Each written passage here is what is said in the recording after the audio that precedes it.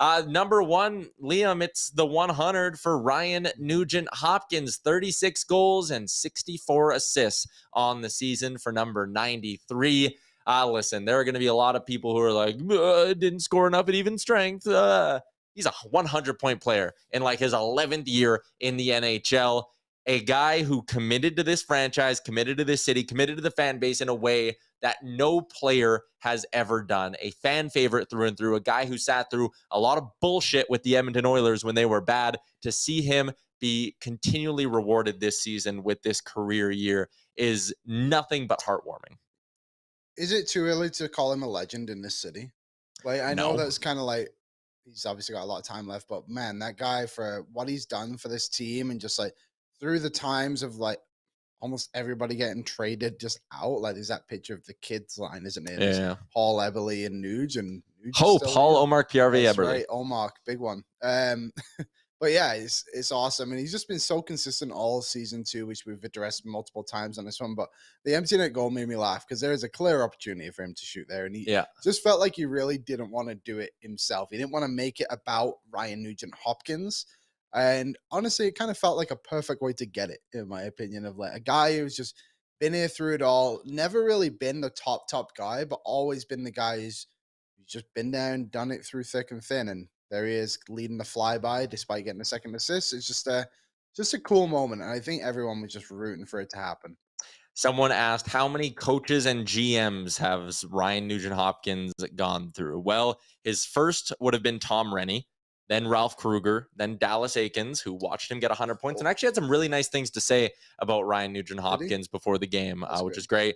Todd Nelson, Todd McClellan, Ken Hitchcock, Dave Tippett, Jay Woodcroft. If you want to count that little bit of time when Craig McTavish came down to the bench as well, you could even throw him in there. And it's as many as 9 head coaches. If you want to go GMs, I mean... Was Tambellini the one that drafted him? Tambellini, Mac T, Chiarelli, Holland. So just the 4. Just the 4. Yeah, only 4. Only 4. Only 4 different GMs for Ryan Nugent-Hopkins. I feel like we're even forgetting someone in there.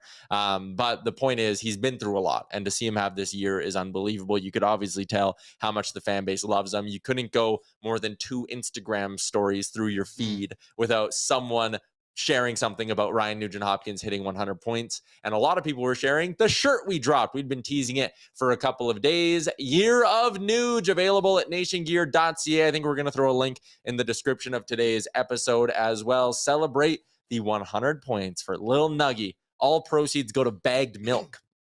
They don't, actually. They go towards paying for the shirts to be made. Year of Nuge, up now, nationgear.ca. The Nuge shirts always move quickly as well, so you won't want to waste some time getting into it.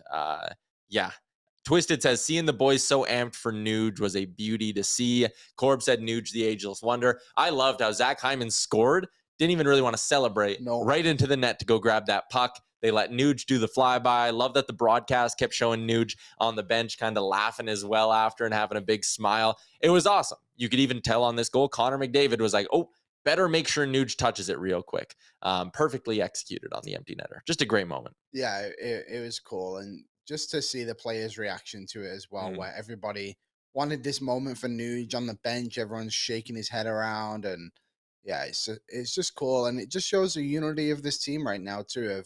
They know they got to go out there and win games, but there's also other accomplishments that players are trying to hit, and everyone's obviously fully aware. And the Nuge was huge, and he looked fly last night going into that rink. Great suit. Did he? Oh, yeah. Very nice. He talked about his suit with Gene, and yeah, it was cool. He talked about the stand-ins, too, and he was they asked him, like, do you look at the stand-ins very often? He's like, it's not something the team as a whole like goes and looks at every single night, but we're very aware of what race we're in and where we're kind of at and everything. So I've kind of liked the Oilers interviews recently of just the honesty, and you can just kind of feel like they're relaxed but ready.